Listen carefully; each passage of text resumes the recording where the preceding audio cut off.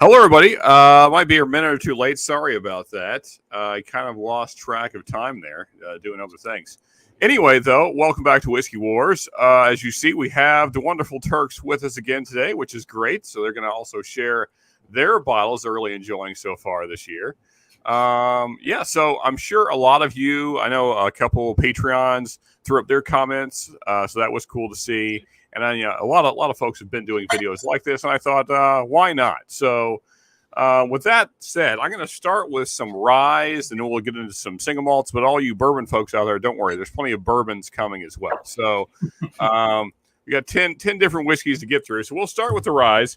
And for all of you that watch the lives, these will probably not be any surprises at all to you because they finished top two in our rye whiskey blind bracket. So, of course, our second place and also just an absolutely killer whiskey, the Driftless Glen Picks. If you're not familiar with this brand for some reason, get on it, folks. They are fantastic. Some of my favorite ryes out there right now. Great brand, especially ryes. And if they're in your area, certainly worth a pickup. I could have thrown Still Austin in this position, but I know the Still Austin cast strength rye is still kind of hard to get. This is probably more available and an equally good rye. I think it just really comes down to preference, what you prefer. I think they're both absolutely excellent. And then also in the rye world, our king of the rye bracket battle, the Balcones cast strength rye pick. And just get the picks, folks. I want to be really clear on that. Just don't even worry about the shelfer. I know everybody gives Balcones a lot of crap because of the shelfers, and that's kind of fair. Some of their shelfers are not great, but the picks, I haven't really had a bad Balcones pick yet. So, and I have a few of them. We're going to talk about a few more later. So, there's going to be a lot of. It's almost going to be Texas themed on my end. But you guys shouldn't be real surprised by that. Turks, do you guys have any standout ryes so far this year for you guys? Yeah, I think, and it's one that you turned us on to, those Corbin Cash ryes. Yeah. Particularly this Lost Lantern is just killer. Yeah, it's fantastic stuff, man. If I see my Corbin Cash is from last year, that's the only reason it's not in this lineup. But if I had a new one for this year, it would probably certainly be in the lineup. Yeah, those things are killer for sure.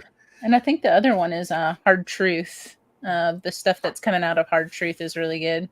We have the caramel malt right here. But their single barrels are coming more available. I think they're like 65 or so.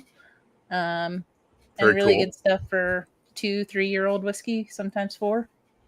Very nice. And cheers, everybody in chat. Good seeing everybody popping in. And in other words, Balcones. Yes. Sure, Kitty knows the deal. He knows. Yeah, so I from everything I've heard about Hard Truth, I haven't had any myself, I don't believe. Kind of losing track this year. I've had a lot of samples and people give me stuff at meetups and things. So I don't think I've had any of the Hard Truth, but everybody seems to speak pretty highly of it. So I'm sure it's good stuff. And I know that Corbin Cash is. So yeah, 2 excellent picks there and 2 great brands. The only downside to the Corbin Cash, they're still kind of only in California. Of course, that Lost Lantern kind of allows them to get out of the state some. But and they're starting to do picks now. Shared Pour has one or had one up to r/bourbon. 7+ year, 120+ proof for $90. Yeah, $90 after shipping, right? No, $90 before. $90 before. But yeah, I was shocked to see it. Yeah, when you guys sent me that, I was disappointed I didn't have money. Don't worry. Well, that's okay. That's what we do. Next up, though, we're going to get into American single malts, which is one of my favorite kind of newer categories in American whiskey, and glad to see it growing. So we'll start with, let's see here. Yeah, we'll start with one that's kind of been, in my mind, been around longer, but I've just been lucky to get a new pick this year, and that is Stranahan's. Let me take these down. Absolutely love the Stranahan picks, and they're like dirt cheap. They're like $40, $45, and it's absolutely killer stuff. So if you guys ever see these picks, and the standard release is good, but go for the picks. The picks is where it's at, and I don't know how you could not like this. There's no off notes really. I think it's just a killer single malt, and I think that Stranahan's does really well with it. Yeah, and kind of a budget-friendly option for sure. Probably definitely. Probably the cheapest. Well, I guess not the cheapest, but it's close to it. And then the other one, if you watch the lives at all, then this is not surprising at all. Balcones, the peated, thanks to the wonderful Mr. Great Shot sent this bottle to me. The standard single malt made our whiskeys of the year last year, and this is just that same great juice with peat added in, which if you love peated whiskey, then you're going to love this. And it's a very sweet peat. It's not super medicinal, which I appreciate. Because like say Lefroy, things like that can get kind of into weird territory for me that I do not like. So this is more of a sweet peat that I really enjoy. And Texas. So yeah. Yeah. So those are my single malts. Turks, do you have any single malts you guys have been getting into that you're enjoying? I think we echo your Stranahan's. Oh yeah. We found a couple picks this year that have been outstanding. Yeah, they're red fruit bombs once they hit over about 110, 115 proof. You said, the stock release is good, but that red fruit doesn't come out until a little higher proof for us. And it's fantastic stuff. We had a stock release, though. It was the tequila finish. Oh, that Pours in the Park. That was surprisingly good. Yeah, the tequila cast did some interesting things to the single malt. It's so one single malt we do have within reach. That's not American single malt, but these Glasgow blends from Compass Box. Oh, okay. They're doing picks of them now. So this is very nice peated blended whiskey. This one's finished in sherry, and it's like $50. Yeah, and it's 100 proof or 98 proof. So it's just like it's a great value and just great whiskey. Awesome. That's cool. I've never heard of that brand, I don't think, but that's cool. Sure Kitty here saying Pete's a nice guy, give him a chance. Yeah, for sure. I think it does take a while for your palate to get used to peated whiskey, but once you do, it's a really cool experience and kind of expands what you can get into whiskey-wise. So and again, cheers everybody that's hanging out in the live chat here. We got John Cran, Sure Kitty, Saucy Shane, Slapshot, Brian, Doug H. A lot of Patreon showing up there. We appreciate that, guys. John Matlick, cheers to you all. And the Lawnmower Detective. I believe you are new here. If I've seen you before, I do not recall. But anyway, cheers, buddy. And also, very interesting name. Yeah, I like it. I actually did a lot of lawn work back when I was in Florida. I can't say I envy you at all, but it's work that's got to be done. All right, so that is our American single malts. And there's more I could certainly talk about, but I had a lot more bourbons that I wanted to showcase than single malts. So we'll get into that next. I think this is probably what most people are here for. Actually, I'm sorry. I almost forgot this guy here. So if you want a lower proof, if you're not in the cast strength American single malts, but you do like peat, this is a really great American single malt that is peated. From Andalusia. Andalusia, the Revenant Oak. That's another Texas product there. Again, that's kind of the theme, but nonetheless, good stuff. All right. And that technically puts us at 11, not 10, but nonetheless, we're going to keep rolling. Now, our first bourbon, and I'm sorry. This is, I guess, technically straight American whiskey, although I think it does qualify as bourbon, if I'm correct. So this was Wyoming whiskey, the Outrider. Now, it's a fun story because they actually asked for a rye, and I forget the gentleman's name that was the master distiller at the time, and he's just basically said, not going to do a rye, so there's 49% rye in here, but not enough to be a true rye. So I believe it's a high rye bourbon, or, well, I guess not. It doesn't say that. Whatever this is, it's awesome. So I guess it's just straight American whiskey, but a ton of rye spice going on there and just excellent daily sipper, 100 proof. I love it. This is my second bottle, and I'm more than halfway through it. Yeah, it's great stuff. So you guys see those in your area. They're great dailies. Yeah, agreed. We've got very happy. Just out of reach. Okay. very happy to get that from Shauna Marie D a few months back. Yeah. There you go. And Sure Kitty throwing up the link to Lawnmower Detective. Good stuff. Thank you, Sure Kitty. So he's saying, I'm a detective by day. I fix mowers and drink bourbon to keep from getting a life sentence. There you go. Okay. I won't ask any further questions. All right. Now, our first true bourbon. We're going to start with low proof here. And again, Texas.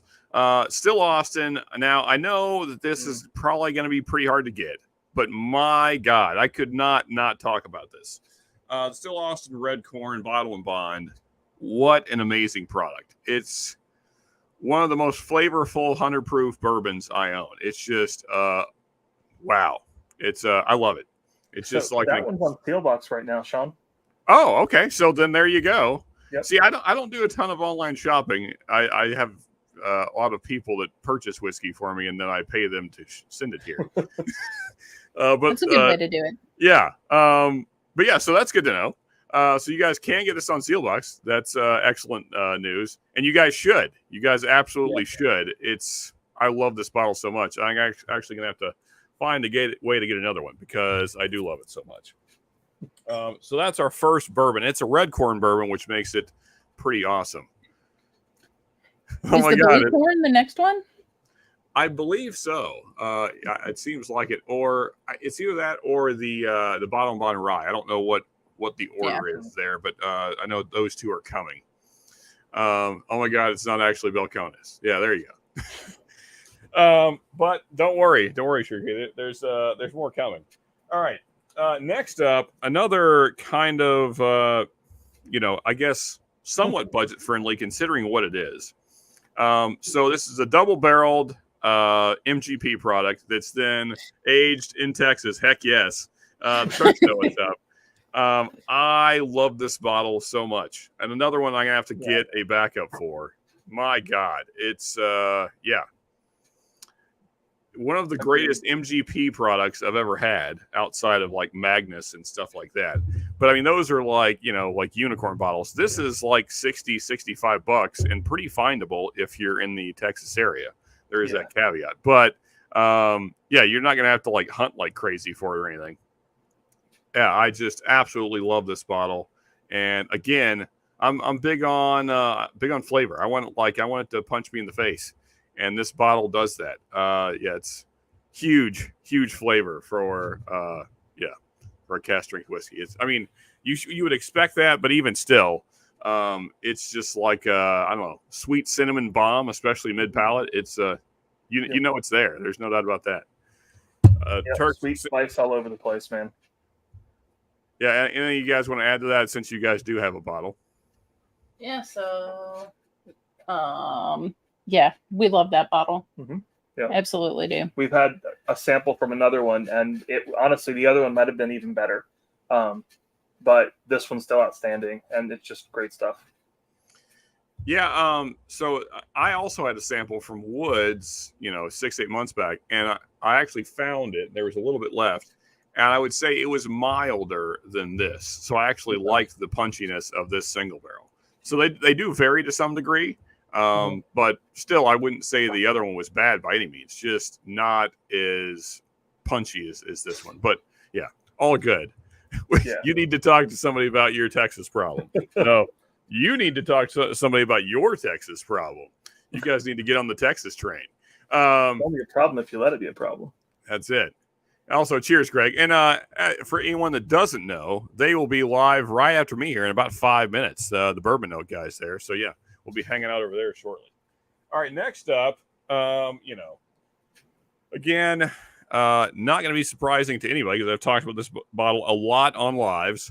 This guy right here, it is Texas bourbon that is then finished in Cabernet cask. So two of my favorite things together, Texas blue corn bourbon and red wine, specifically dark red wines. Yeah, I love it. I love that combination of flavors. You got like the dark chocolates and the coffee notes with all that red wine influence. It's awesome. it's hard to say which of these will be my whiskey of the year, but this is in strong contention for that. So if you like dark red wine and you like really dark bourbon, this is those two things combined. And I think that Balcones did an amazing job. Again, a pick. Just get the picks, people. Like, just ignore everything else. Just get the picks. What else do you guys have bourbon-wise? A few different things. So, one of the Nancy picks. Oh, yes. Okay. Well, then I will go ahead to my next one because that's exactly what it is. Yeah. No way I could not mention that. Again, the only, I guess, downside is that you have to get it from the distillery, but you should find a way to do that because these are some of my favorite bottles of the year. I really haven't had a bad one. They seem to just keep getting better. Yeah, so I have November from last year, and then February, March, and April of this year. And I love them all. Yeah, they are fantastic. And it also could be mentioned, although it's also sold out and impossible to get now, 21090 just did their pick of it, and totally different animal than the Nancy picks. They got a very interesting profile out of Still Austin. I think it's equally as good, just very different. Right. So yeah, you guys, if you're not trying the Still Austin cast strengths, especially the picks, they're just absolutely killer. But even the standard release is good. But if you can get a Nancy pick, that's where it's at. Best. Or beg Todd, since he's here. Beg Todd for a bottle. He might have one he could. Well, I don't know which one I actually grabbed. So I grabbed the April. I think just because it was at the front, but they're all fantastic. I don't think there's really a bad one. And I'm trying to remember which one actually I liked the most of the four I have. It feels like it was February, but they're all great. Yeah. Starting in July, they're all 5 years old now too. Yes, they are. Good stuff. And anything with Nancy's name on it is bound to be fantastic. I mean, Wyoming whiskey, she's also involved with them. And she puts out good whiskey, as most of you know.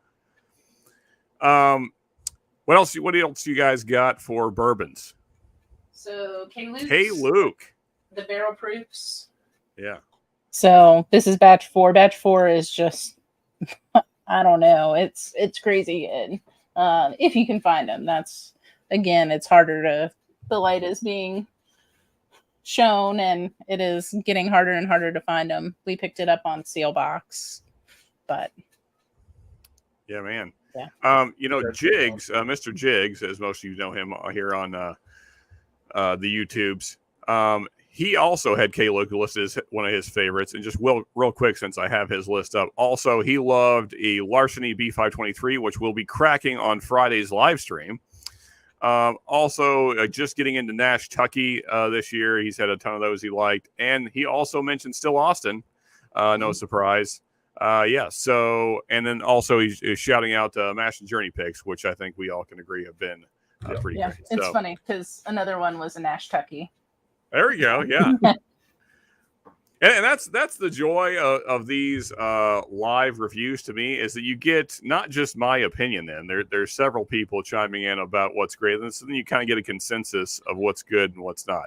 That way, you're not just taking the word of some idiot in a cowboy hat on YouTube. But last, certainly not least, so happy to get this pick. But either way, I think if you can get your hands on any of the Kings County. Absolutely great stuff. Thank you, Ben from Whiskey Uncensored, for this pick. Really good stuff. Very happy to get it. They are a little pricier, the priciest of anything on our list, but man, are they good. And a very unique mash bill. I think it's 80 corn, 20% malted barley. And I love that. Well, it's UK malt, not malted barley. But anyway, nonetheless, I love a high malt bourbon, and this is a really good one. So thank you for that pick, Ben. And cheers to everybody that was involved in that and getting it to us and all that stuff. Turks, you got one more bourbon for us, or? Well, it's not technically a bourbon. Okay, well, whatever it may be. It's JT Mellick. Oh, okay. The rice whiskey out of Louisiana. Yeah. Oh, yeah. I remember you guys talking about that not too long. Yeah. Yeah. Cool. They're not super easy to find, but Justin's House of Bourbon has done a couple of picks now. So I guess Bourbon Outfitter technically online. I think one is actually still available through them. And then Mash and Journey just did a pick on them from them too. Last Friday. Yeah, so can't wait for the community to start to see those because they are good. Cool. Very cool. Well, folks, before we shut down here, please feel free to throw up some that you guys have been really enjoying. I haven't really seen anybody in comments. I think Shred put up his list. Wait, did I miss it? Let's see here. I probably did. Yeah, there we go. My favorite acquisitions of the year so far. 1, Master's Keep Voyage. Yeah, I know. He almost had to take a moment to himself when he cracked that on our last Smash and Metal stream, I believe it was. And then Calumet 14. That's a good one. Bon and Lillard, of course, Source Turkey. So no surprise that Shred would love that one. And then Larceny B523. So that 2 votes for the B523. Yeah. We'll be cracking that on Friday nights live. So I can't wait to get into that. High praise already. And then Springbank 10. Okay, yeah, all good choices there. Good to see Shred throwing up a Scotch there. Yeah. All right, let's see here. Anybody else got anything before we? Oh, there we go. Yeah, Hardens Creek, Clearmont for sure. Good choice there, Todd. And of course, I'm sure Todd is also really enjoying his pick. And congrats to 21090 on selling them out in a week. You guys killed it. Yeah, that is a great pick. Any other bottles Turks you guys want to feature before we sign off? I think that's everything we had here. So yeah, that's a list. All right, well, cool. Peter White saying Kentucky will be deporting you to Texas. No, I'm happy where I'm at. I can just have all the good stuff shipped to me. I like the temperatures here. Larceny B523 for sure, and possibly the ECBP C923. Yeah, I don't have mine yet, but I think that will probably make the end of the year list, given what everybody's saying about it. So, yeah, cannot wait. Have you guys had it yet, the C923? No, we haven't seen it yet. Okay, yeah, me either. Haven't even seen them at all, but good stuff. In any case, folks, I was in such a hurry to get on there, I didn't grab a glass, so I can't really properly cheers you guys. So just imagine. But nonetheless, the Bourbon Note is on probably right now already. So go ahead and hang out over there. I will probably be hanging out there as well. And as always, folks, just remember, you can never have too much good whiskey. We'll see you on the next one. Cheers, people.